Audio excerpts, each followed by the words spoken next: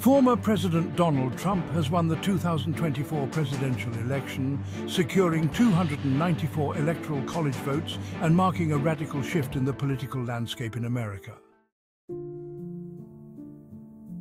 But more surprising than Trump's re-election is the response from Democratic leaders like Vice President Kamala Harris and Minnesota Governor Tim Walz, who, despite vehement critiques during the campaign, have now adopted a conciliatory tone as they concede the election.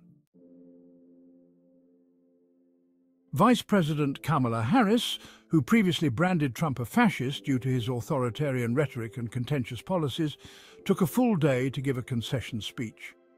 Standing on stage at Howard University, she extended congratulations to Trump and reiterated her commitment to supporting a peaceful transfer of power. Harris stated, "We owe loyalty not to a president or a party, but to the Constitution of the United States," a far cry from the urgent warnings she and other Democrats issued in the lead-up to Election Day. In October, Harris criticized Trump's rhetoric as a threat to democracy, citing his promises to overhaul the government with loyalists and his inflammatory language on immigration, which included statements she described as xenophobic and divisive. But, as she conceded, Harris focused instead on national unity, saying, "Only when it is dark enough can you see the stars."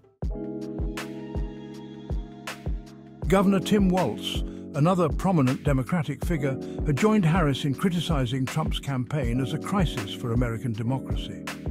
Walz had voiced concerns over Trump's stance on social issues, immigration, and his promises of retribution against political opponents. Yet, following the election, Walz's comments were far more tempered. "We must accept the results," he said in a brief statement, urging Americans to remain hopeful and stay engaged in the democratic process. Even staunch Trump critics among House Democrats, who had likened his agenda to far-right regimes in the days before the election, have softened their tone.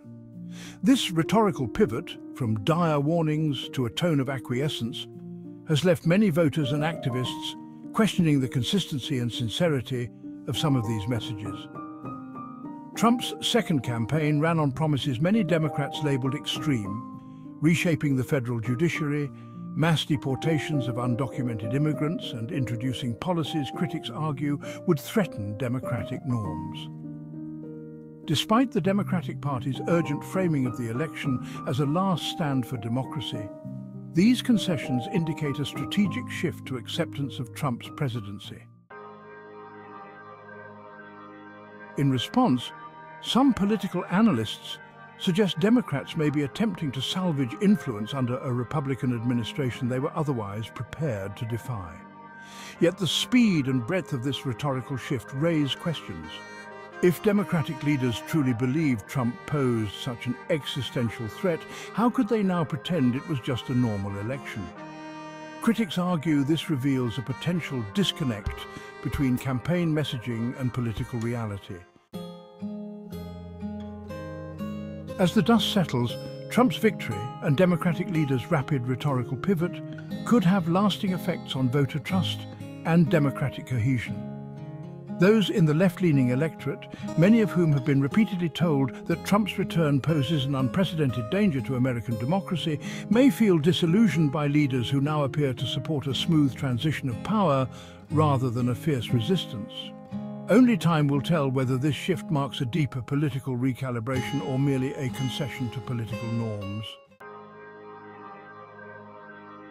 Meanwhile, both Trump supporters and detractors watch closely, waiting to see if the next 4 years will bring more of the same or significant changes to American democracy.